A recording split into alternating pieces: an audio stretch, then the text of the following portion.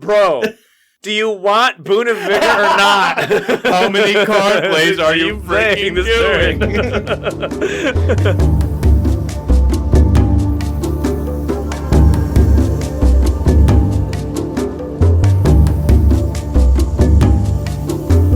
Welcome to the Kindred Spirit Podcast, a program completely dedicated to the board game Spirit Island. On this show, we examine and discuss every aspect of the game, whether they be general tips, in-depth strategies, or silly shenanigans. I almost said shilly shenanigans. Today we continue where we left off with what is now the Game Changers series. Yeah, now it's a series. It was supposed to be an episode. We thought it was going to take one, but looks like it'll take two, which is fine. That's fine. Let's get to it. Let's go right into it.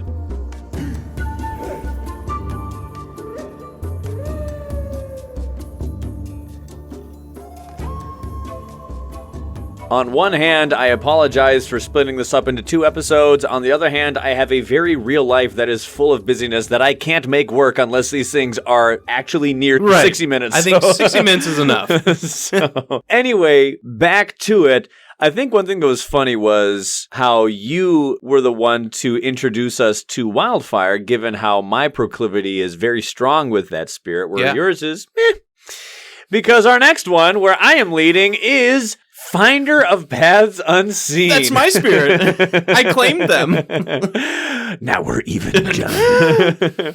So, every one of these spirits that we're talking about is someone who I actually think changes the game. Yeah. Of the spirits on this list, I think Finder's impact is low. Now, I'm curious to hear why. When I say low, I think they really do change the game. Okay. It took a lot to get on this list. Yeah. So, them being low is higher than the other spirits that didn't make it on this Game Changers list. But by low, I mean you can actually never interact with Finder and still win. Okay. You don't have to interact with Finder, but you really would benefit if you did. My argument is you're going to? You're probably going to. You're probably going to. You're probably going to. So, here are the things you need to know about Finder. And that is basically one point that I will elaborate on. That is the severity of their control. Look at the summary of powers. Just have a glance at it. I am going to rely on John here to go on his explanation with what I am sure is in-depth and crazy, and I cannot wait to hear it. But for me, I'm just going to probably take a more surface-level approach to this character because they are your main, I do not love this mine. spirit, yes. The severity of their control. LOL, the adjacency shenanigans. Mm-hmm. You need to simply be aware of what's possible. You don't need to know how they're going to use it, but you need to know that they can literally teleport anything, anywhere. Yes. Cities? Yes. Towns? Yes. Explorers? Yes. Beast. Dahan? Yes. Me? Yes. My friends? Yes. All of it. It all can be teleported literally anywhere with their own gameplay Anything style. that's living on the island can move. Yep. They can go anywhere. They can move anything. It's ridiculous. Mm-hmm. It is amazing, and it is so much fun to see. There are a lot of things that are nice to know, but one of the things that you need to know is that Finder doesn't attack often, if not ever. There have been some games where I never attacked. There are some builds that I've seen that are a very attacky Finder. Down to one presence or something.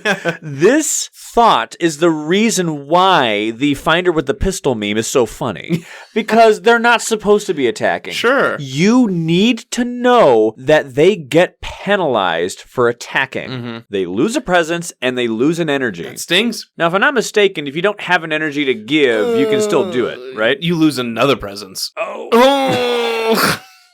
That is much worse. The worst gets worse. Ooh. Okay, so this is an important thing to know. Listen up, folks. So, because of this, yes, the fact that they can move people so often and with such ease, they're probably going to be clumping up peeps a lot. So they don't need to attack as often as like, oh, one damage here, one damage there to nix and explore something. No, they're going to be solving those problems with control. That is something you need to know. Yeah. Something that's nice to know, honestly, they are a high roller. You can bank some money with Finder. My goodness. they can really help with events. No lie. That top track, though. What up? That top track. Also, they are commonly a Dahan counterattack user. Offer Passage Between Worlds is such a strong card that people don't often think about, where you can destroy 2 fewer Dahan when they would be destroyed. Which is really nice, because this means that you don't need to find a defend card. Yes, you are paying Blight for this. It's kind of like Concealing Shadows. It's kind of like Concealing Shadows, but you're Finder, so it's better. What? Shadows. It's either going to be you react with anger or sadness. Both?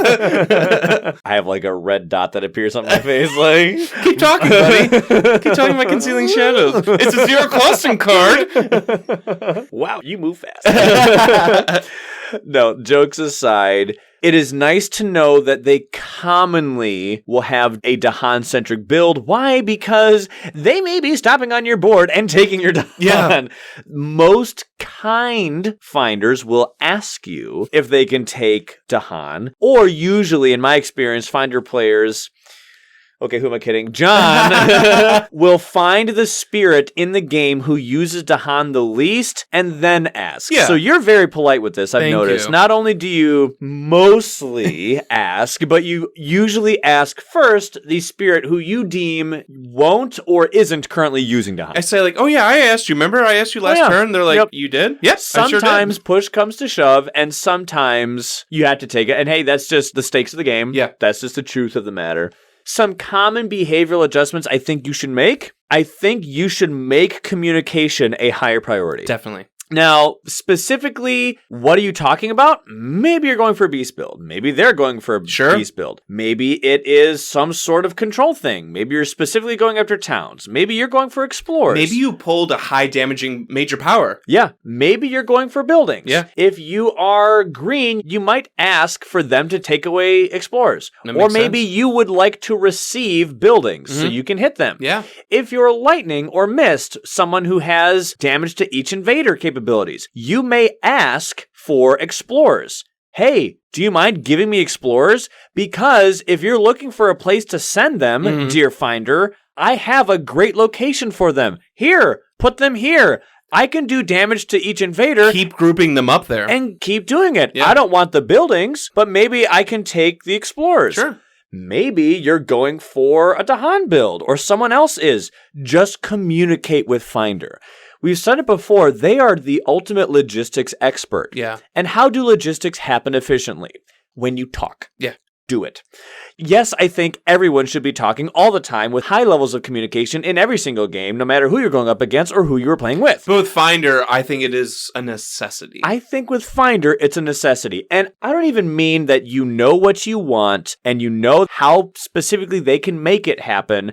And so, can you do this for me? I just literally mean open your mouth and talk about what you're thinking. Yeah. Because the Finder player can make it happen. Can make it happen. Finder can do so much. Let them do the brain power of how to satiate your request. Just talk about, hey, and just coordinate often with the Finder player. This has been so good because you've said often you do not like to waste damage, or you like to be high efficient. And sometimes when play with Laura, we like the Finder Thunder Speaker combo. And she's like, oh, I can do 15 damage here, but there's only 2 cities with manifestations or something. With Finder, you can do 15 damage. Let me group up more. So what you're saying, like just audibly talking about what you can do, and saying, Laura's like, oh, dang, I could do this here, but it's kind of a waste of 3 energy. Like, no, I can make that worth it type of thing. And especially with adversaries, especially with scenarios, especially with both combined, and heck, even in a normal game, I really do think that in general, the bad guys have a more consistently efficient action economy than you can sometimes have. Yeah. Because sometimes you're reclaiming this turn. Sometimes you need to get your cards back. Yeah. But their attacks keep coming. So you need to look for ways where you can enhance, in my personal opinion, your action economy to be much better. That's why I think you should be looking for these kind of things. I think you should be on the lookout for heavy-hitting majors. Definitely. Maybe it's high-damaging majors, so that they can go, they being the Finder player, can conglomerate bad guys into a spot, and you can just wham, hit them. Yes, they can do it, but they get penalized if they do it, which is why it's better for you to do it. Maybe it's destroy many or destroy all. Huge. Foundation Sink into Mud, great candidate. Yep. Jungle Hungers, great candidate. Firestorm, great candidate. It doesn't even have to be destroy everything. No. But just do a lot of damage. You don't need a cast down to the briny deep. Yep. You don't need 9 energy to make this work. Like you're saying, Jungle Hungers is 3. Like you can find cheaper, efficient, damaging powers that Finder can work with. Very much like our Sweden game that we did for the Adversary series, that high damaging card was a damage to each. Was a starting unique power that Mist started with. Maybe a damage to each invader card could be good, like Spill Bitterness into the Earth. Yeah. Like I said, in that case, it was Dissolving Vapors and the fact that bad guys can't heal.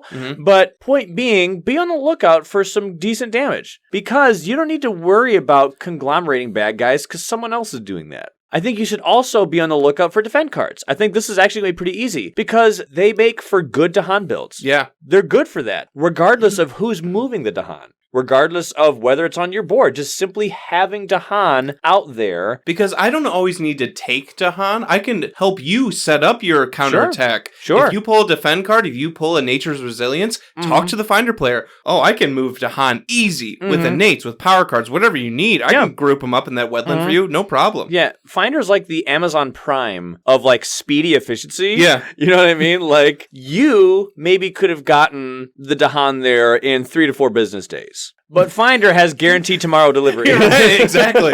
This is the same day. Here we go. Same day delivery. Yeah. So I think you should just, in a general sense, communicate with players all the time anyway, but specifically with Finder, just simply talk about what's going on. I think this is something that you will accidentally become proficient in doing simply by playing this game. Yeah. But specifically with Finder, I do really think that's important to coordinate more often with them and to just talk. I think for me, as I get into just my thoughts on Finder, that's why I would put it a little bit higher of what you need to know about Finder. Because you're right, Finder could just like do their own thing on their board and play hopscotch with the invaders and just keep them grouped up or whatever. So now that I've talked about what you can do with Finder, think about missing out on all of that and how big of a shame it is. So that's why for me, it may be a little bit higher type of thing. Yet, Finder is so strong that if they coordinate with other people and not you, you can still win. You can. But you are missing out if you fun. do ignore this interaction, which is why I don't think you should. Yeah. That said, Finder is so strong that even if you don't communicate with them, they can just take your stuff and they can still win the game. Mine for now, you. This is hence now the mine. low impact. Right, exactly. For me in Finder, this is another spirit where starting board, much like Ocean and when I talked about in the last episode, starting board doesn't matter with Finder. The Finder's setup instructions say that put 1 presence on your starting board, land 3. Fine. Doesn't that say anywhere on the board? That's normal. And then, the next sentence, put 1 presence on any board in land 1. Yes, you have to put it in land number 1, but it says any board. On a 6-player game, I can go wherever I want as long as it's land 1. Yeah, Fangs is kind of like that too. Which is cool. Where's the beast? There they are. There I am. I don't go there. I go there now. It's kind of like when Jack Sparrow's looking at the people who are currently his friends, and they're like, I'm going to go stand over by them. I'm with you now. I'm with you now. Is very much like Fangs. We're starting placement presence. And then for growth option 4 for Finder, it says add a presence in any land. So that's... I mean, Finder can quite literally go wherever, whenever they want. Yeah. So, like you're saying, Ryan, if you are not letting Finder come to you and help you out, you are missing out. And I think you're almost like, let Finder stretch their legs. Yeah. Let them really just stretch their influence on the island and go to the outermost skirts, to the coast, to the inland, anywhere they want. Within 3 turns, they can be on 3 different boards, which is crazy. I think Open the Ways has the most chance of being missed or the most chance of like being the most craziest, nuttiest special rule. It's like, oh, I can make lands adjacent. Cool. But then it's kind of like when you're describing different powers, when you're talking about Wildfire being able to move to Han or Beast, like if you actually look at it or read it or think about it for a second. So Open the Ways, you can make up to 2 of your lands adjacent at a time. So again, it sounds so minuscule, right? You do realize that this could mean if you are on one side of an island and your buddy's on the other side of an archipelago island, it's adjacent. That could literally be 6, 7, or 8 range away. Right. So literally. This no longer affects just Finder gameplay. Like you're saying, this is involving the team where anyone can utilize these. We like to call them portals. Me and Ryan like to call them portals. Anyone can, as long as you are sharing a presence or Finder has presence around you and you can make 2 things adjacent, like you're saying, you can push this 1 town or 3 towns if you're River or whoever, you can push them to wherever you want. Yoink. Yeah, wherever Finder has presence and make it adjacent. I guess that'd be a yeet. Yeet! Yes, send them on their way. Gather is yoink and push is yeet. On the opposite end of Wildfire, because we were talking about Wildfire in the last episode, Finder generates 0 fear and is penalized for destroying invaders. Where Wildfire destroys invaders, Finder doesn't want to. And that, as a teammate, I've noticed where in our Sweden game, I generated no fear until 1 card play. And then after that 1 card play, I generated no fear again. And I am so thankful we had missed in our game. Yeah. Or honestly, we would have lost. Because like 82 fear? Yeah. Which is a ton. That is a ton. Usually like 50, 60. That's... the 2 fear a turn doesn't seem a whole lot when in the moment. Yeah.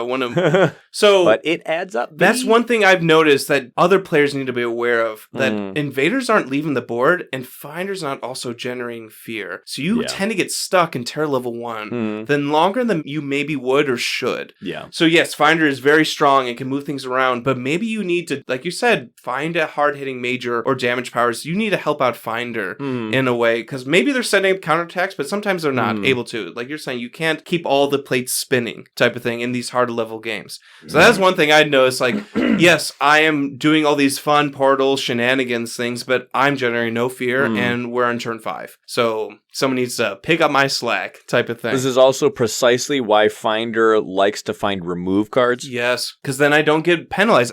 It can be worth it. And we've talked about losing some presence can be worth it. But when you're losing a presence and maybe you don't have an energy to pay, then you're losing another presence, it can start to really hurt. It's also why Insurrection Finder is ridiculous. It's so broken. As far as money, it's why Blitz Finder is just Blitz ridiculous. Finder is ridiculous.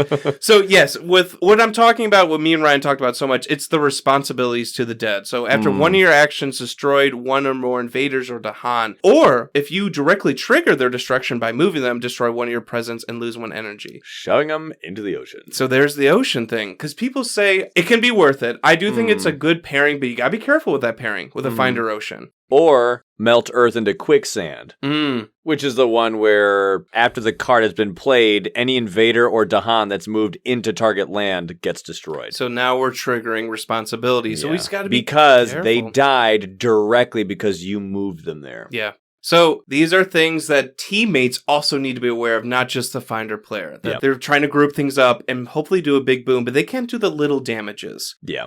Yeah. If you want to do a hit, make it count. Make it count. One thing I've noticed that's been really good in our plays is because isolation with Close the Ways is strong, but you can kind of hit and miss. So this is a good thing to talk about. Me and Ryan have talked this out of like where they're going to go to next, where they have explored, what's left in the deck. What do I want isolated? Are they going to be adjacency building or migrating? Or is there a way that I can help you with this isolation because it's not a guaranteed hit all the time? Sometimes you swing and miss. So that's another good thing to talk about with your teammates of just like, hey, where should I isolate? Where do you need isolated? Do you not want invaders exploring from or going to, hey, I can't have anything going to this mountain. Like, this is blighted beyond belief. So stuff like that. And that's been really helpful in our games when we just talk out isolation. I love doing that. And when it hits, if we are like trying to stop and explore and it hits, we're like, it's so cool. Yep. So that is just something, again, more communication, like Ryan was saying, of it being important. I think what's really cool, and Ryan was talking about this with Mist, Finder also has this rare ability to move other spirits' presence. They have their innate, lay paths they cannot help but walk, but 5 out of their 6 unique powers can move presence. So, again, well, it's usually like you move invaders, move to Han, or move presence. Sure. But if you don't have an invader to move, you can target a presence to move, and this is so helpful. I mean, their powers are so flexible. They're so flexible. So when it's not like, oh, that was my presence moving power. It's like, that's just one of my presence. That's just one of the 5 that I have in my hand. So this can help eliminate like targeting restrictions of range or land type restrictions. But you see, the thing is Finder has to be that ridiculous with control. You have to. Otherwise, this whole car wouldn't drive. They'd be so weak. This whole build wouldn't work. They need to be this screwy with control. Yeah. This over the top. Yeah. So, yes, you can help someone else set up a sacred site or move wildfire to do damage. Moving presence does damage. So, these fun things move Earth to do defense. There are fun things that Finder can do that, honestly, only Finder can do because they can move presence. I like saving people from destruction. It's kind of like flowing in silent form where they don't save it from blight, but like, I know this is about to blight. I'll move your presence. I'll Traveler's Boon you. I'll push you out of the way. So these are things, again, as Ryan mentioned, as a Finder player, you have to ask what people need. You have to talk, or the other players need to talk about, this land's gonna blight. I'm about to die. Oh, no problem, fam. I can push you out. I can Traveler's Boon you. You have to be communicating because Finder relies so much on that control, but so much of that spread of control throughout the entire island. So, yeah, they're a game changer. They change the way the game is played, and you need to act accordingly, like Ryan's saying, and you need to make sure you're vocalizing what you need, what's going to happen, because Finder usually can help out in some way. Yeah. So, yeah, it's a great spirit. It's a fun spirit. Your brain starts to fry, but it's a fun time, for sure. And they definitely changed the rules of the game.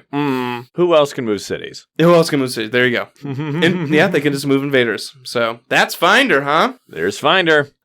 The next one is Bringer of Dreams and Nightmares. Ooh. Oh, boy. And we had someone who could generate no fear, and now we have someone who generates all the fear. And almost like Finder, but to more of an extreme, Bringer cannot get rid of invaders. I know Zahan can, or remove powers, but like destruction, we were talking about wildfire, and even Finder, they get penalized, but they can still destroy. Yeah. Bringer can't. They literally can't. So that is something that just the team needs to know.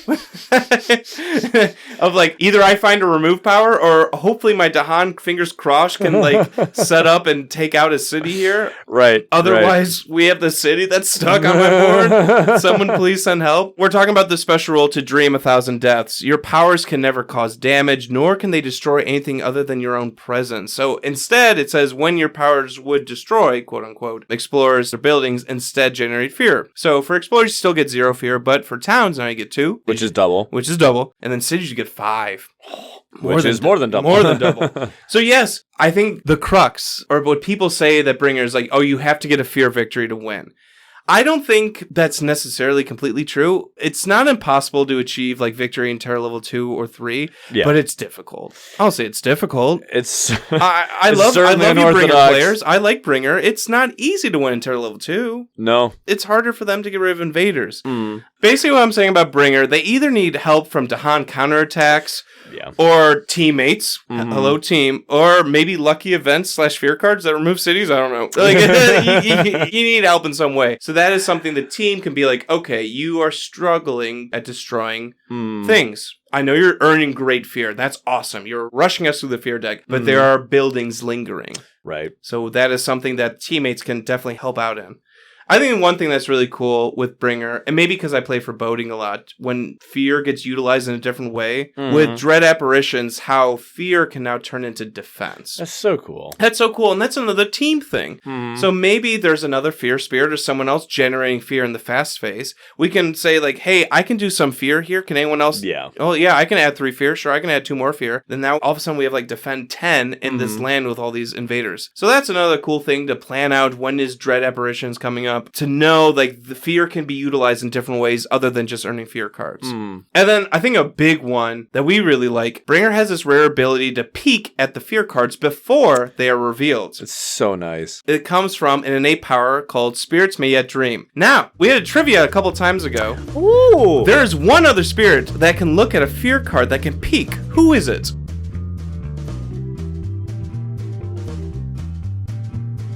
Ryan? Dude. Oh, you actually want me to? I don't know what it is. Who is Shifting Memory of Ages? Yay! But Shifting Memories is a card. Bringer can do this every single turn with their innates. I think this power is obviously beneficial for Bringer because they have a lot of fear. It's almost like an extra card play for them. But because everyone gets to look at the fear card, this is a huge team buffing thing. You can prepare for it. Everyone can prepare for it. It becomes a card play for everyone else. Or like you're saying, you can plan around it. You could set it up because hopefully it's a card about to happen. So you can like look and plan around it. Hey, in the next couple turns, this is going to pop up. Let's plan for this. Let's group up to Han where they do damage. Let's group up these invaders or whatever. Do you like having fear cards that land just right? Well, I that do. can happen a lot more often. And there's only 2 spirits that can do it. Let Bringer really utilize this. This is a huge team thing where you can discuss. Yeah. You can even pick which fear card to look at. Just like maybe not the top one, but the one underneath it. Oh, that's a perfect one. And then you get to plan around it. So I like when fear is utilized in cool and unique ways. So with defense, that is something that the team can help out in. And then looking at fear cards and planning around, that's a big thing. So help Bringer out. We know their shortcomings, or like Ryan said, sometimes they can be viewed as cons, or sometimes like that's just somewhere where someone else needs to pick up the slack. So taking out buildings, unless counterattacks from Dahan or lucky events or fear cards, Bringer might need some help in. So they are earning you fear easily. They are grouping up to Han. They're gathering to Han. They're peeking at fear cards. They're doing a lot. They're handing out elements. Yeah. There's a lot that Bringer is doing. Help them out. Ask them which building they can't get rid of. Where are they not able to defend? What city is really a thorn in their side type of thing. Yeah. So, yeah, Bringer warps the game. They change the game. But it's a fun time for sure. Oh, yeah. When it comes to Bringer of Dreams and Nightmares and the impact they have... It's a high impact. Okay. I was wondering, like, is he going to say low again? Here is our second high impact. I guess I should say my second high impact character. Yeah. Wow. I think this might be the biggest... Oh. Yeah. I'm sorry, what? Wait, what'd you say? They can't kill anyone. What? Wait, I'm sorry. What? How do we win this game? That is such a shock the first time you hear it, that it's like going to the Daytona 500. Okay. There are a ton of NASCARs, and you're like, okay, we're going to go and do a race. It's going to be great. Okay, cool. You have no wheels. What? But I'm sorry, what? How do I race? How am I supposed to even function? I need those. What? Not being able to kill someone at first sounds like the biggest snub ever. It's going into a war without a gun. It's like, whoa. What? Talk about new players' reactions. I once gave this to a new player and they're like, oh, I can't kill. Don't want this. And they literally, nope. I don't even, I'm speaking reactively here with the context of a new player. Yeah. No joke. What you said, I have literally seen people look at Bringer. Wow, this artwork is really cool. Look at it. That's so dope. Oh, that is like the fear aficionado. Oh, right on. That's cool. They can't kill anyone. Nope. What? Literally, oh, never mind. And they don't even want to give it a shot, which is too bad because they're awesome. Yeah. And I'm telling you to give them a shot. I'm just saying that might be the biggest. Oh, it is. Blink, blink, blink, blink, blink. What? They can't kill anyone. Don't worry. There are a bunch of other pros that Bowden brings to the table. There's more than just that con, right? So, things that are nice to know. They have outrageous fear gain potential. And you are not speaking in hyperbole or exaggerating. The most fear in a turn I've seen is from Bringer. Literally, the highest ceiling of fear gain comes from Bringer. And the entire game comes from this spirit. Doesn't mean it's always the most consistent, but it is easily the potential to be the highest. Yes. Like you said, one thing that's really nice and one thing that's cool to know is that they can look at the next fear card. This means that the possible chance for that fear card to miss is significantly less. Because doesn't it sting when it misses? I hate it because you've been working so hard to get this fear card. Feels so wrong to have worked for something for so long only to have it go whoop, and it just goes right out the door. You turn it over and you're like, oh. Okay, I strife bad guys. And I'm strifing, in this case, an explorer. Okay. Great. Darn it. Or another one, I didn't need to spend all these resources getting defense out there. I hate that. Because this card just gave me defense. 9 defense on the coast? I defended so much on the coast! No! Or there was one where I'm like, if this land blights from the ravage, I lose. And the fear card was, if there's enough Tahan near or around this land, they don't ravage. I'm like, but I didn't group them up there! No! But you didn't know. I didn't know. Or, my personal favorite, you can actually make use of Terror Level 1 fear cards. That's not true. Wait, just kidding.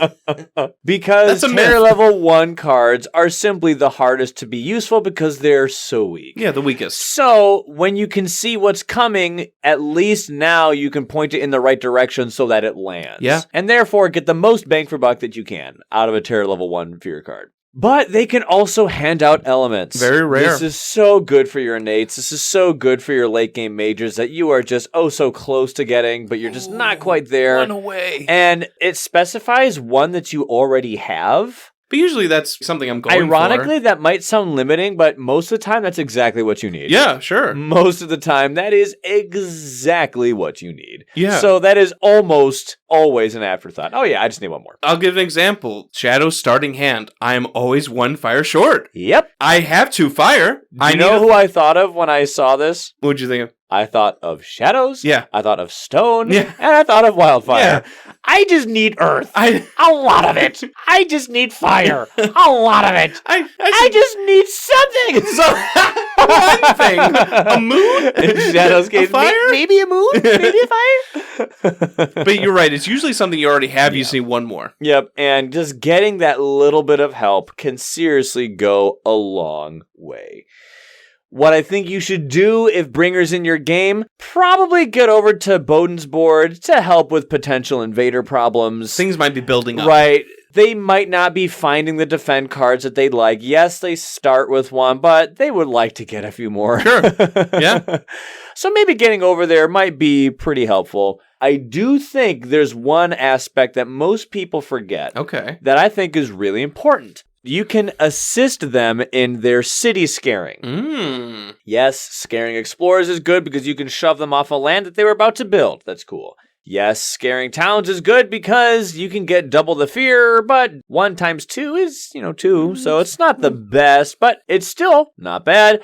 But it's cities that you want to be scaring. Yeah. On one hand, you want to kill cities from the standpoint of they're very dangerous, and when you are going with a defense-centric build, cities doing high damage soaks up a lot of your defense, which is, hey, a cool avenue for strife here, but one of the reasons why you actually want to keep them alive is because that fear is oh so juicy. 5, Ryan. Now, the specific wording of to dream 1,000 deaths, like John said, when your powers would destroy or deal enough damage to destroy an explorer, a town, or a city, instead generate that fear. Cool. People usually think, I need to deal 3 damage to a city in order to get that 5 fear. What if that city's health was 1? What if someone else came in and did a quick ranging hunt, and I'm going to plink it for 2 damage and not kill it? Yeah. Because now, Nightmare only needs to do a single damage which is for 5 fear. That's crazy. Do you have multiple cities in your land? Let's say 2. Sure. Let's dream. Let's say you have 3. Wow. Let's say you have 3. Late game wildfire comes in. Hey, let me do some damage. Let's say 4 damage. I'll put 2 on one city and 2 on another city. There you go. Now I have 1 full health city and 2 1-health cities. And Bowden has found some way to do 5 damage. Yeah, Pillar of Living Flame or something. Sure. Let's do 5 damage. Usually, under normal circumstances, 3 cities would have given you 6 fear and required you to deal 9 damage to get it. Yep. But now, since Wildfire came in and helped them make that 9 go to 5, they are getting a whopping 15 fear for 5 damage dealt, as opposed to 6 fear for 9 damage dealt. Wow. I think Mist accentuates this the most because you can milk this with Reckless Abandon from turn to turn. So this pairing is crazy, and we've talked about it. This pairing is great. Yeah.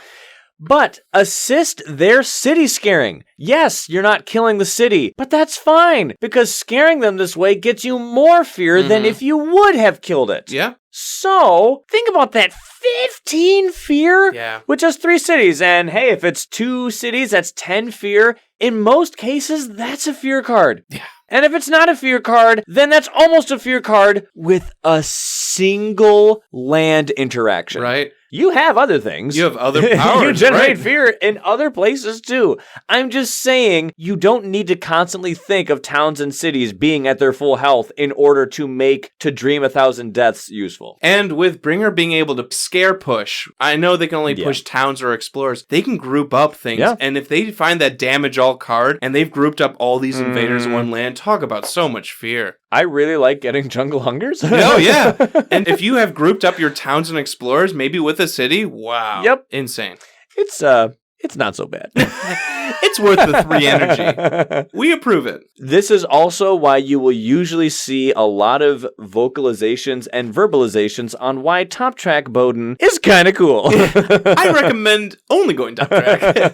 It's so much juicy elements and Annie's up there. Yeah, it's just so you can afford these big hitting cards. Yeah. You don't want fear generating cards with Bringer. No, you want damage cards. Yeah, for sure. It seems backwards, but it's the truth. Yeah, that's how you get your fear. Mm-hmm. So that is something, you just got to be aware of and talking things through, like Ryan's saying, planning out these city scaring, that's fun. Assist them, river, flash floods, do 2 damage, and then let Bringer finish off with 1 more. But all the same, you really need to know how Bowden works. Yeah. Oh, this is definitely a high impact. I'm in a full agreement. You need to know. They can In fact, you must know. Yeah. I agree.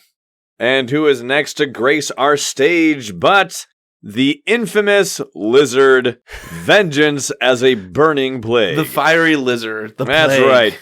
And much like Wildfire, I have categorized them as a medium impact. Here are the things you need to know. Very much like Wildfire, they are the new Blight user. Love the Blights. They are a Blight user. So, if you are a spirit who can live with Blight users, this is a character that you can actually dwell with. Because the norm is that you shouldn't. They are also a disease user. One of the only. Yeah, at the moment anyway. Sure. Make Spreading Rod real. Spreading Rod. Anyway, back to Spreading Rod. I got like my big foam finger that says, Spreading Rot. We have the printout laminated on the wall. The old version where I rounded up. I like that energy, baby. Anyway. That's funny. But I think this is something also that you need to know. Okay. Yes, they are a Blight user, but how? And how will it be placed? In Wildfire's case, it was placed on their terms when they placed the presence. Sure. Vengeance is prone to let attacks go through on purpose. What? That is strange. Very strange. Very strange. So, it is nice to know that they can prevent builds or ravages. Sure, that's great. That is incredibly nice to know. Skipping actions is huge. Right. So, the thing that is really good to know with them, I think another thing, is their usual gameplay style is one of delayed reaction. Their spirit thematically is one of vengeance. But what does vengeance mean? It's payback. It's revenge. You're reacting to something. It's reacting. Yeah. Which means you have to be hurt in the first place. So, it's good to know that, hey, that's like the 3rd time you've blighted, dude. You good? Yeah, I'm good. And they have their newspaper and their sunglasses and their martini off to the side as they're like on a lawn chair, just like... We're 2 blight away from flipping the card? That's fine. Oh, okay. You sure? If you're not aware of this may seem very confusing. But like we've said ad nauseum in the past, it is way too lucrative for them to die because they have many powers that require blight and or disease. So, when they die, disease comes onto the board, but when damage goes through to the land, blight shows up, but they get bonus damage with blight. Yeah, baby! This is huge, this is very important, and it is the number one reason why they want that blight, baby! One thing that's fun is if you have, for some reason, been losing presence and you don't think you have a way to ever get presence back, you can actually turn that into damage. Not bad. Wait, you're actually endorsing Fiery Vengeance? I think that was like my last place. I am trying so hard to be positive. Fire Vengeance, is that a real card? Can you use it on other people? But it's a truth that I, even myself, should not ignore. I'm just if kidding. you have no use for getting back presents, or you don't have a capability to, Which most spirits don't. it is an alternative use for destroyed presents. A lot of players, once a presence is destroyed, write off that presence as being, it literally can serve me no other purpose. Basically, it's left the game. For this game anymore. It actually still has a value if vengeance is there. True. And hey, if there's no other way to get it back, you may as well hurt the bad guys for it. Yeah, make them pay. Make them pay. I think most people would rather get it back, but I'm just being serious. I think most people would get it back, but I think most people also don't usually factor in the value of, hey, this was an attack I never had access to before. Or they don't have the potential of bringing it back. Right. And remember, it's vengeance's power. So if it goes, this attack, in a blighted land, that's bonus damage. Yeah. That could be a free town that you just popped. True. It could be. Yeah. I mean, it's up to you to use it more effectively than that. But very much like Wildfire, what I think you should do in general, stay away. Unless you like Blight, but yeah, for the most part. Unless you have a disease synergistic gameplay style as well for like future peeps, I don't know, but like pretty bad. Or you are someone who can survive blight. I would say usually stay away. They have their game plan, and their game plan hurts most people. Mm-hmm. So, in light of this, I think you should make blight removal a higher priority because it allows for your don't take away their blight. Ooh. Yes, much like Wildfire, yet again, you want them to have all the blight. You want them to be the Pigpen from Charlie Brown. You want to be squeaky clean. Legitimately because A, it helps the threshold a little bit more if you choose to care about that. And also because it's just more bonus damage for them. Because the moment they cascade, they're like, yes, perfect, even better. Because now this land gets bonus damage, and so does that one. And this one gets even more. Perfect, 2 there. So I think what you should do, I do think you should be mindful of disease events. This could be new diseases. This could be grim tolls. This could be anything where Dahan get hurt or damaged or destroyed based on disease. Yes, I think you should be mindful of that normally anyway, but since disease is the rarest of the tokens, I think that if you have someone who does have that token out there, be mindful of the fact that you are now going to be proccing Grim Toll a lot more often because there's simply a lot more disease out there. Yeah. Are there Dahan and disease in the same land? Maybe do your part to get them out of there. Yeah, so the Dahan don't die. Maybe. I mean, it's up to you. Maybe you're not doing a Dahan build. You don't have to. I'm not saying you must do this. I'm just saying be mindful of the fact that we like Dahan. We like Dahan. This is our suggestion. Yeah. Save them if you can. And if you're doing Dahan Insurrection, OMG, please get them out of there. That's a because lost you will condition. certainly lose.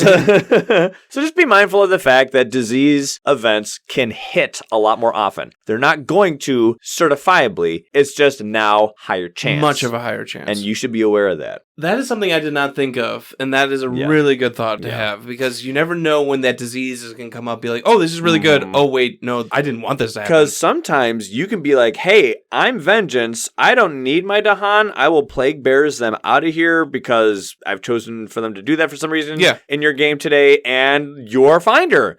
Hey, I have some Dahan for you to grab next turn. Do you want to come and grab them next turn? Okay, cool. I'll go ahead and move them. Grim Toll this turn. Oh, dang it. I should have got them out of there earlier there. Yep. Dang it. Something to be aware I of. wasn't going to use them, but Finder was. And Finder could have done something cool with it. So, well. Make them aware. Again, talk it out as a team. Yep. Things to be cognizant of when you're playing this game, especially with events. Hey, Fractured, what's happening in that? Yeah, why don't you flip that card over? I think you're just bringing up this how different Vengeance is as a spirit. And just how... it's shifting the ratios and statistics. When I went back and re-listened to like our first impressions, we were just so confused by Vengeance. We were just like, for years, for up to 4 years at that point, we didn't play that way.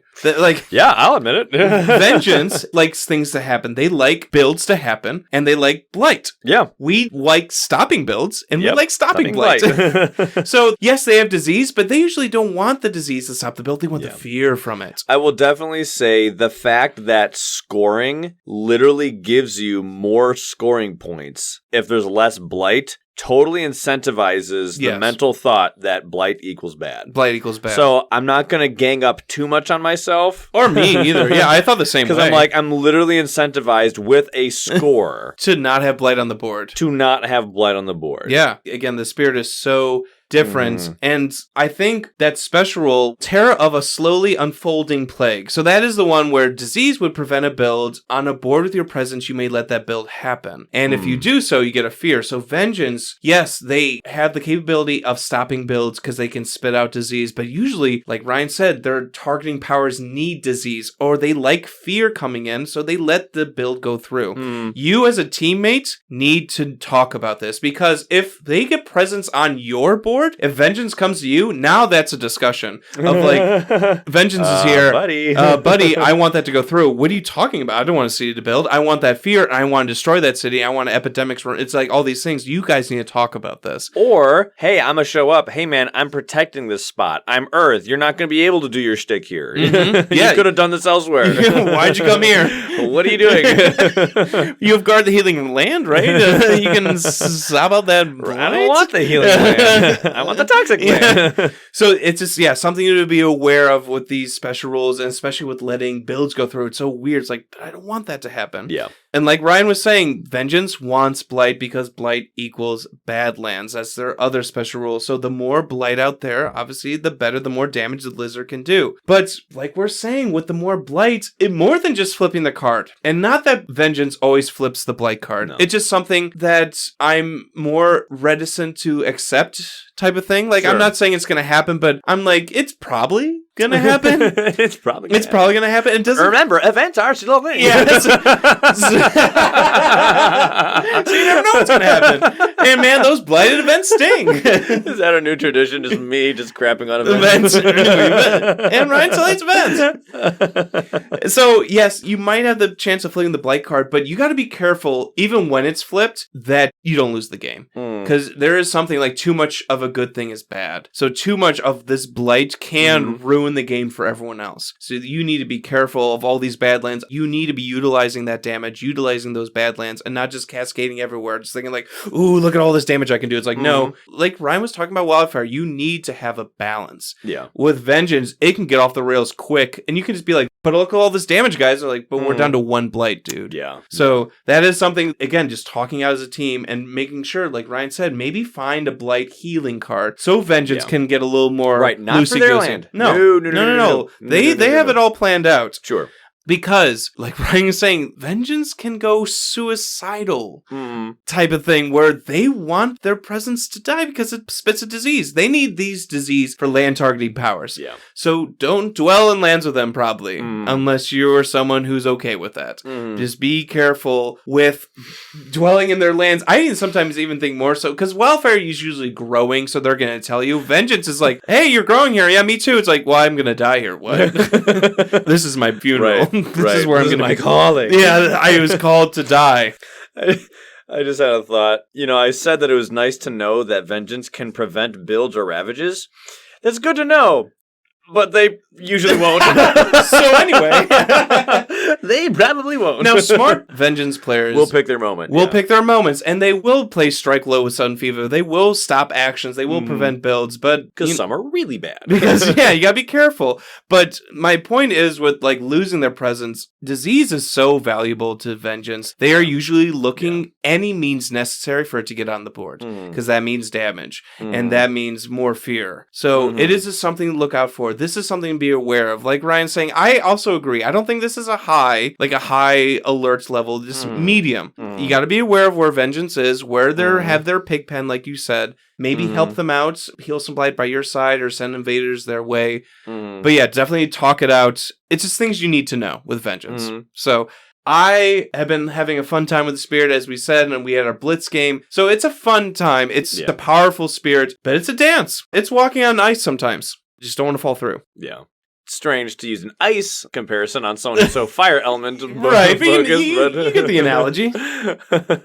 They have a board wreathed in flame. It is burning. Oh, we forgot to do a Lord of the Rings reference for last episode. No. Quick, let's go to after the credits of episode 56. Let's go back in time. And let's just go and place one there.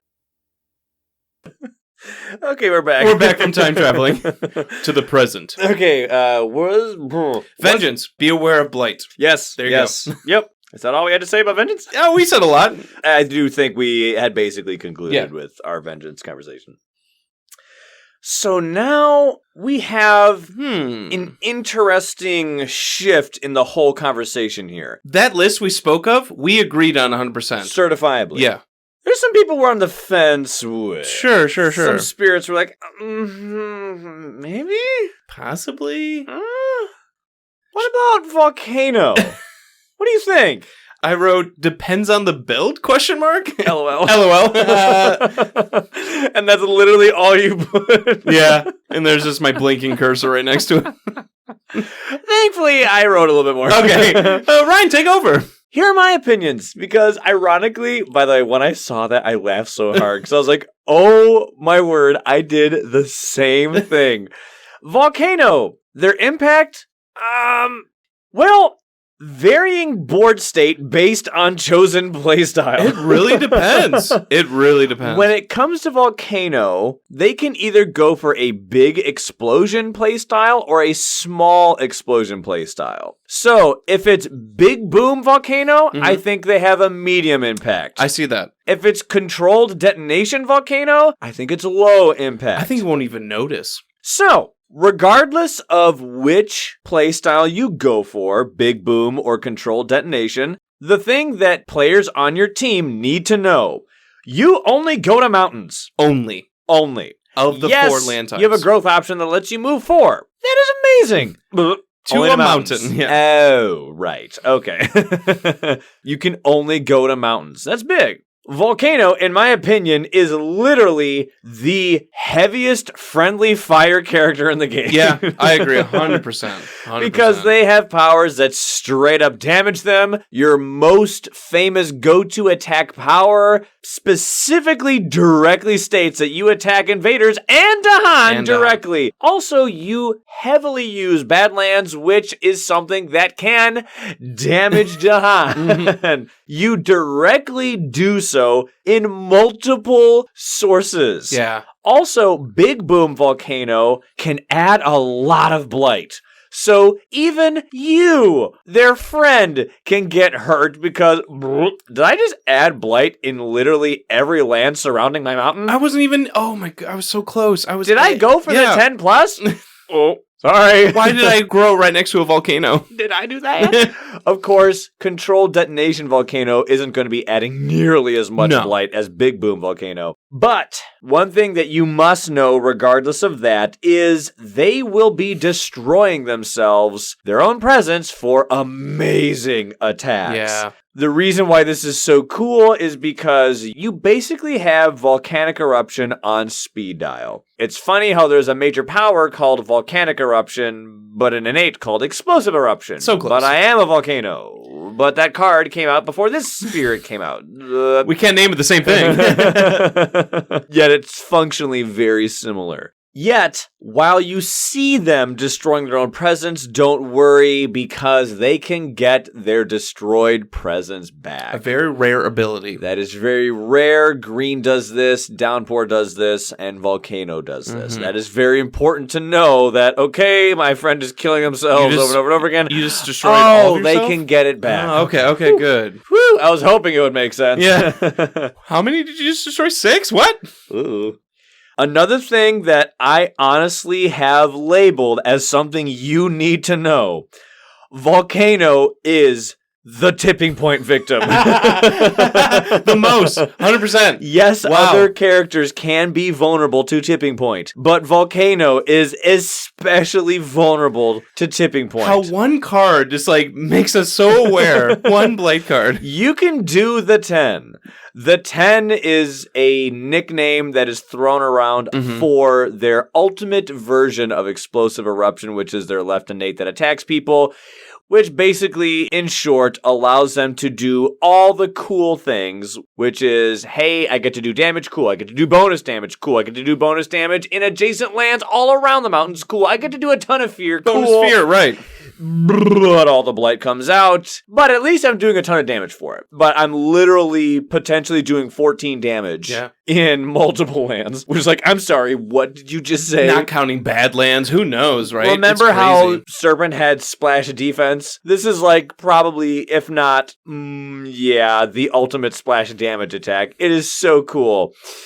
But destroying 10 presents is destroying 10 presents, which means you might not have many left. Which means... And you're getting all this blight. You're getting all this blight. So you might flip that blight card. You might flip that blight card, which might be tipping point. And game over. And... no contest. You died. Yeah. You just Elden Ringed yourself You did. into a certain death. Now, of course, you can't know if it's going to be tipping point. It's literally one out of many blight cards that you could have. Something to be aware of, and the team to be aware of. Yes, and many other spirits can be vulnerable to this. I'm not saying it is exclusively Volcano, but I am saying it is most often always Volcano. It's the stories I hear most about. It's the most common stories of tipping point that you usually hear. It's usually Fractured or Volcano. Mm-hmm. In Fractured's case, they have taken their time away and used it as time on the board. Time, right. They've used their time. They've used their time. But here, in the conversation about Volcano, the fact that you did a massive attack that cost you your presence, that also put a ton of blight, that made you flip the card and got tipping point, killed you. It's the literal woo! Oh, sorry, everybody. Oh, hey, let's give Editing Ryan something to do. Yo, ER, care to define that for us? Sure, why not? Tipping point is a blight card. Not only that, it's often regarded as the worst blight card in the game, which states that after you flip the blight card, immediately destroy 3 presents from each spirit. Yeah, so you can see why Volcano especially does not like this card. 100% agree, buddy. Things that are nice to know with Volcano, they attack often. Or at least controlled detonation Volcano is attacking often. It can be like every turn. And they are attacking in 2 locations commonly. It is so dope. Not only in the mountain they are in, but in a land adjacent to their mountain, they are attacking. This is really cool. Very cool, because combined with the fact that you remembered that they can only go to mountains, you should probably be shoving people to those mountains. It's another type of wildfire or ocean, like push things towards those kill sites. Those kill sites. Those kill sites we spoke of. Maybe get them close to the mountain. Yeah. And here's the cool thing. You don't even need to get on the mountain. You just need to get near the mountain. Sure. Talk to them. Hey, where are you going to hit next turn? I know you attack 2 places, and your mountain has to be one of them. Where was the other one you were going to attack? There. Oh, I was going to attack there. Perfect. I'll go there. there. Can I put them there? Well, if you do, they're still going to build. Maybe place them on my mountain instead. Okay, cool. That's perfect. Fine. Still talk to them. I'm just saying, like, it's nice to know. Talk it out. They honestly are a decent fear generator. Yeah, it's consistent every turn. Because you see, deal X damage, where X was the amount of presents you destroyed. Okay, I destroyed 7 presents. 7 damage, cool. That's also 7 fear. Mm-hmm. That's 7 fear. What? In a solo game, that is almost 2 fear cards. In a 2-player game, you just almost got a fear card. Yeah. And if you did 7 damage, you probably killed a building, which means you got at least more 1 fear. more fear. Yeah, another which fear. means it's 8, which means in a 2-player game, you just got a fear card. Not bad. No, I'm not saying that they are the ultimate fear character, but it's not bad. It feels consistent, and Random Ash gives you fear, Sure. and they can pick up more fear cards with all this damage they're doing fear. It feels like, every single turn it's trickling in. Yep, and they possess Jagged Earth's Boon of Vigor. They can give energy and range, and that is so cool. No joke. If Volcano's in your game, have at least 1 presence on a mountain. Please grow to a mountain. It's not hard. Yeah. We're not asking much. Just 1. Just 1 in at a mountain. Least 1. Yeah. And seriously, you will be very glad you did. On that moment where you're like, oh!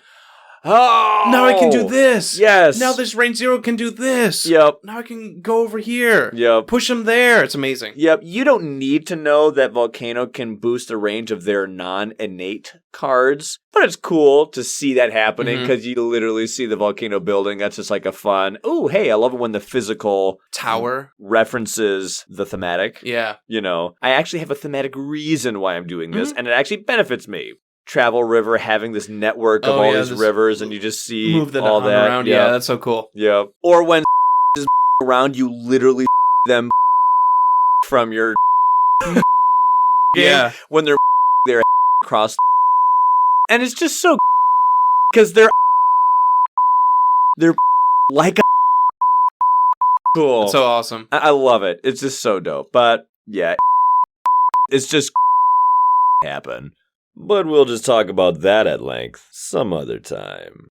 When it comes to things I think you should probably do behaviorally when Volcano is in your game, yes, it depends on the game, but you might want to get Dahan out of there. Yeah, 100%. Save those Dahan from the rain of ash, from the magma. Slog the Dahan with so much friendly fire. I don't want them burned to a crisp. Not as critically important for Vengeance or for Wildfire, but you might want to keep your distance. You don't want to get burned yourself. Big Boom Volcano is a Blight user. Yeah. Controlled Detonation Volcano, not really as much. I still would make Blight removal a higher priority. We just really don't like flipping that Blight card. Well, the thing is Downward Spiral exists. So you should probably... Yeah, so let's not. Generally speaking, it is better to have the land not blighted as opposed to blighted. Yes, it's not the end of the world, but you're just much more open to negative gameplay experiences. Effects, a lot more bad cascade possibilities. Definitely. It's just better to be mindful of the blight. Yes, making blight removal a higher priority is more salient with Big Boom Volcano than Controlled Detonation Volcano. But I think one thing you should also do, especially in the early game, is to consider helping them on those edge lands that they may struggle reaching. We know they get bonus range, but Ryan's correct where sometimes it is difficult for them to, maybe they're grouped up one presence, or they're in one presence stack. Yeah. So it's hard for them to get along to the it's coast only or a something. boost of 1. It's only a boost of 1. Sometimes that's not enough. So maybe they grew in the inland mountain. It's hard for them to get to their coast or something. So you are completely correct. Help them out where their edge of influence is lackluster. Yep. Also, to give some specific thing, because that's always fun to do, Ocean Volcano, fun time. Oh, I thought you were going to say Gold's Allure again. Nope. Nope. As you've always said. No, Ocean Volcano. Wow, that's fun. Because usually there's going to be a coastal mountain out there, and it really helps. Because find a card for Ocean that doesn't have a coastal land restriction, and it just helps them. And those are two spirits that can dish out energy to one another, that are destroying so much, that are generating, like you said, very consistent fear. That's a strong game. Sure. That's a strong powerhouse. I liked your thoughts. I guess I was just very stuck on, like, what type of build. I'm like, well, it depends, because if they're doing the small eruptions, that's not really affecting me much. But as you broke down the different build styles, I'm like, okay, I see it now for sure. That the team has to be aware of, they could be doing this, they could be blighting here, they could be putting Badlands here, or destroying my Dahan. And that is something that teammates need to know. Yeah. I think whenever there's friendly fire, teammates need to know. Yeah. Yep. And in my personal opinion, Volcano is the character who does friendly fire the absolute most. Yeah. And that is pivotal to know. I could die, or my Dahan could die. Yep. And that is not good. And yet beasts are fine. Yeah, it's like, I'm fine. Hey! They're dodging like all these meteors or whatever. All the lava that's coming out. I just think of like 2 toucans in a tree. I'm the very posh. I'm not talking about business or whatever. Then like a molten rock of lava like shreds a branch next to him. So anyway, blah, blah, blah. Most the meeting for next week. Yeah. Did you see the crossword this week? Oh, it was so easy. Yeah. The word alone. I don't know why. I just that thought. Those are your bees or toucans. I love toucans. They're so cute. They can peck your eyes. Peck, peck, peck, peck, peck. Okay, completely unrelated. If you haven't, Google the skeleton of a toucan. It is the strangest thing. Whoa. Okay. Because their beak looks so huge. Well, it is so huge. Right, but like comparatively speaking, the size is hilarious. That's funny. Anyway, the joke I'm getting at is the fact that beasts are like, yeah, we don't care. So much death, so much destruction, so much pain, so much sorrow. Anyway, so did you see? Yeah, well, my tree's still fine, so whatever. The panthers are still like licking their fur, like, huh? Did something happen? Oh, whatever. Life moves on. The animals run away from wildfire, but not from volcano. It just seems weird. You know what I mean? Like, I don't mind. It makes it easier for beast builds. It's just don't funny. Complain about this. It's just funny. Don't complain about it. I have to be careful what I say. It's fine. Yeah, don't no changes. It's funny. That's all I mean. My question mark spirits. Yeah. Because we talked about volcano was Fractured Days split the I was on the fence. I know. It's in Volcano's case. I'm like, it depends on how they play. Same with Fractured. Like, Ryan's like, what if they're a bad player? What is time? I don't know how to use slip. Ryan's just like, just let me play my game. What if they're a bad player? What if Laura's trying to play Fractured? No, she's not a bad player. She just hates Fractured. Woo! Anyway. That's funny. Oh, that's funny. I mean, hey, Laura's just like, the first time she played Finder, oh wait, LOL, she didn't. She's like, never mind, I take it back. Has she played the Spirit? Has she actually gone back? Even in your guys' games? So, Fractured Days. That is a no. I think I might have forced her once, and we had to go to bed because she didn't want to do. Because she conveniently felt violently ill. It's kind of like what Ted was saying, where he was designing or helping out with Fractured Days. What did he say? Not even Ted appreciates the Spirit. And appreciates from the standpoint of playing them for funsies. Not every Spirit is for everyone. Yep. So yes, the Spirit is very difficult to comprehend and to play for the individual, but I think it can get a little screwy for the team as well. Yeah. So I could totally see the angle of hey, I'm not going to be doing a whole lot for a while. Yeah. There's people on my board. Are we going up against Scotland? Dang it. Where's your presence? Time? Question mark? Do you mean my time? No, really, where's your presence? I said time. It's like talking to one of those characters who in cinema is above the characters. At the end of Loki, if you haven't seen it yet, I'm not going to say there's a character like this. Or in The Matrix, too, the architect. Yes. They're talking to them and they're just like, blink, blink, blink, blink. They're motor mouthing so many high intellectual words that I'm not even sure, I'm talking to you, right? What?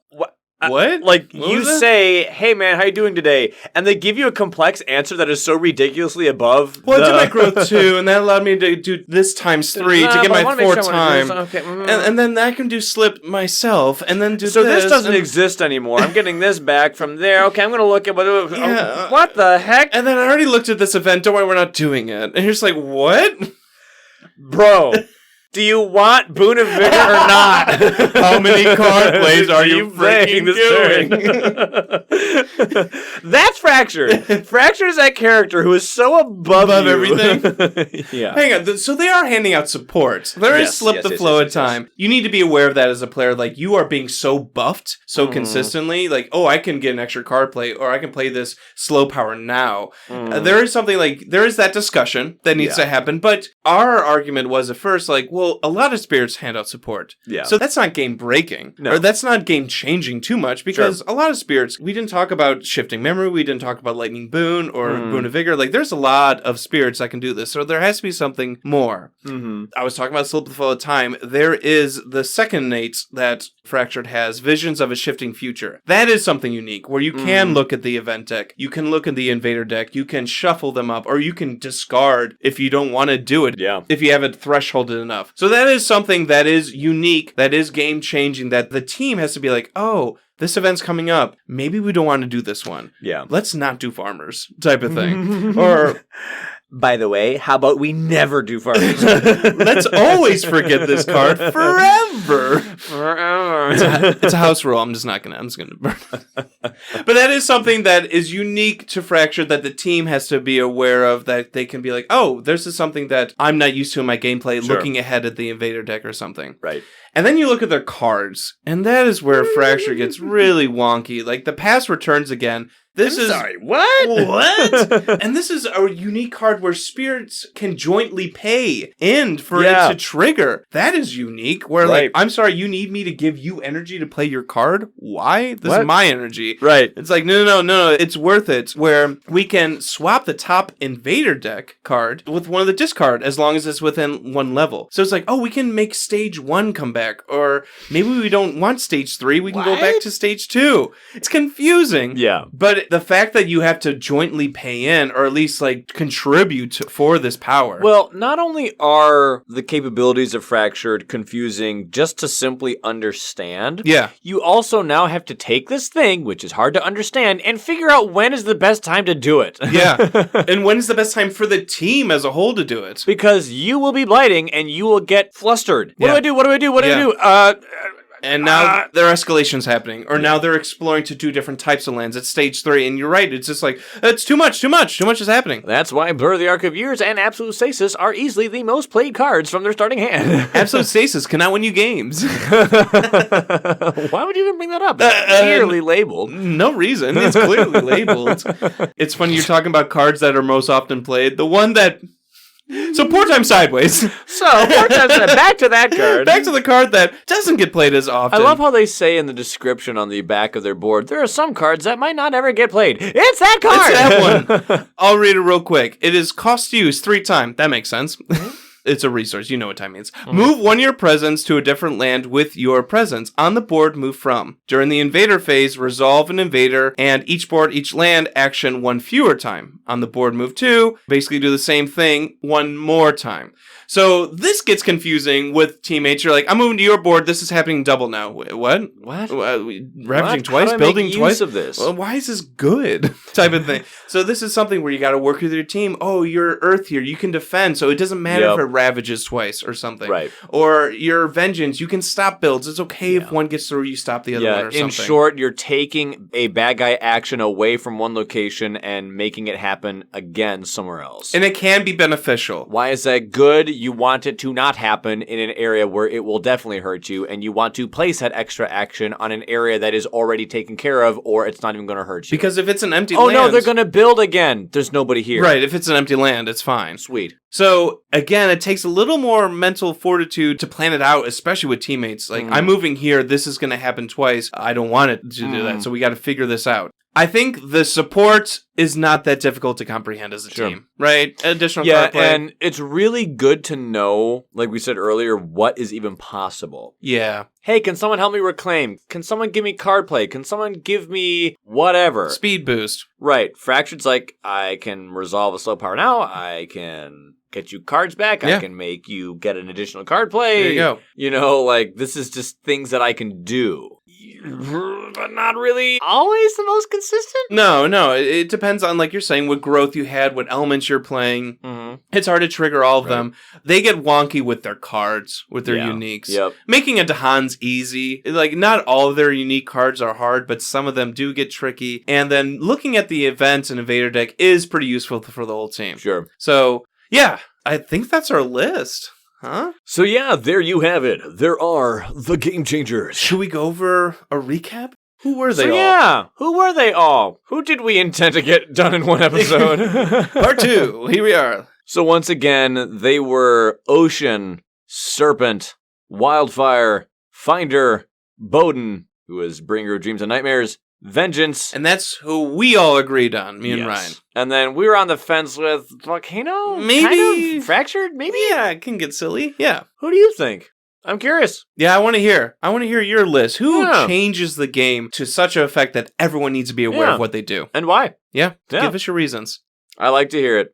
Well, that's going to do it for today. Once again, slight apologies that it took 2 episodes, but hey, that happens. Thanks for listening, and I can't wait to hear all your thoughts. Yeah, I hope this has really genuinely been a help to a lot of players out there. Maybe, hopefully, we emphasize some things that maybe some players viewed as a negative flaw. Like we said before, I initially looked at this as pros and cons, but when I thought about it, someone's pro could be someone else's con. Yeah. Oh no, we're blighting. That's a con. But Vengeance loves that. Yeah. So that's an example of a pro for one person being a con for another person. Oh no, they're exploring to the coastal lands. Oh, that's not good. Whoa, Ocean, please. Ocean's here. Let them come. Yeah. And even if Ocean's not taking care of it, I can dwell on Ocean's space and use a gather power. Sweet.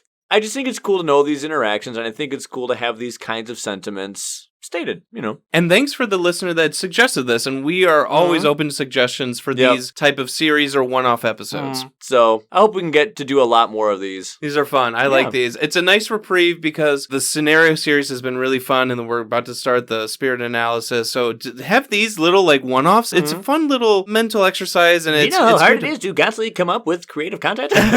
So do it for us. I'm just expressing my gratitude to those that have. Exactly. That's all. And I'm not Me too. insinuating that I want everyone to do that or that you need to. I'm just saying I'm thankful for those that have. But yeah, if you have a good idea, let us know of one. Yeah. All right, everybody. We'll catch you on the flippity flip. We don't want this to be a part 3. No, we're keeping it to 2. Peace. Out. Ooh, well, when the standard intro isn't being played, you know what that means. Hey everyone, Editing Ryan here. Next week we get into the analysis of Dahan Insurrection, and we're jazzed to get to it. After that though, we have another one-shot topic that we want you all to get in on. We're going to talk about spirit misunderstandings. To define what that topic is more clearly, what happens when you play a spirit that you just don't click with? What happens when things go wrong? What do you do? Who is the spirit, or who are the spirits who are difficult for you to understand? And why do you think that you struggle with them? These are the questions we want to ask you. Keep in mind that with the term misunderstanding, we are not asking which spirits do you think the community underestimates or underappreciates. That's not what we mean. We're asking you who you personally have a difficult time playing with because you just don't resonate with that spirit in the same way as you do with others. In the description of this episode, you can find a link to a survey that we have on BoardGameGeek where you can cast your vote for this question. We're curious to hear what you would have to say, and we think this could be a good conversation. That's all I got for today. Remember everyone to stay safe, stay healthy, and stay awesome. I'm Editing Ryan, and I'll catch you all in the next one.